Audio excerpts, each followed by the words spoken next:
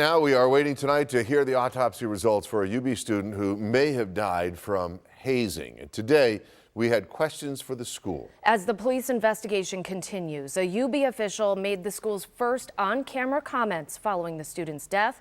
He spoke with 2 on your side's Dave McKinley. Since he passed, has there been contact between you and the parents at all? Not me personally, but we've had contact with the family, and yeah.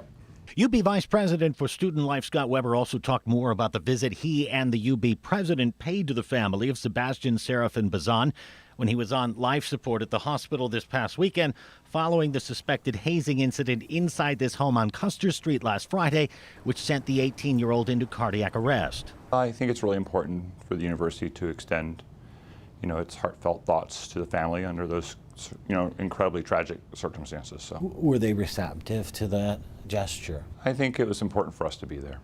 Were they receptive to you being there? And I think under the circumstances, they were really in shock. The death has sent shockwaves far beyond Western New York, even from those who have no affiliation to UB.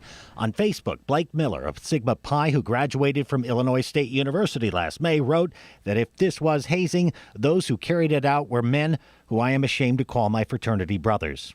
There's been too many incidents now where there's been injury or even death as a result of hazing. It just brings back that pain again. Kim and TJ Birch of Williamsville lost their son Nolan to hazing in 2014 when, as a first semester freshman, he was plied with alcohol while rushing a frat. We know what that family's going through right now, exactly.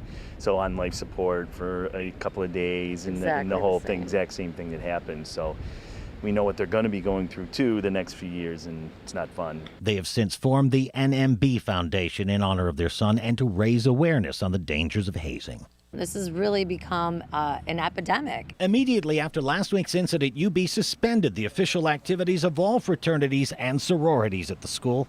Where does that step stand today?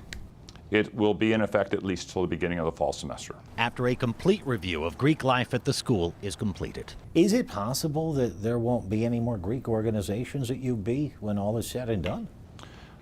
Everything's a possibility. I guess another way of asking is that on the table? That's another way. I think everything's on the table. Meanwhile, the UB Spectrum, the student newspaper at the university, is out with a story today where a roommate of Sebastian Serafin Bazan described him as a serious student whose study habits inspired others. They also quote him as saying Bazan's family came to the dorm to collect his belongings on Tuesday. Dave McKinley, Channel 2 News.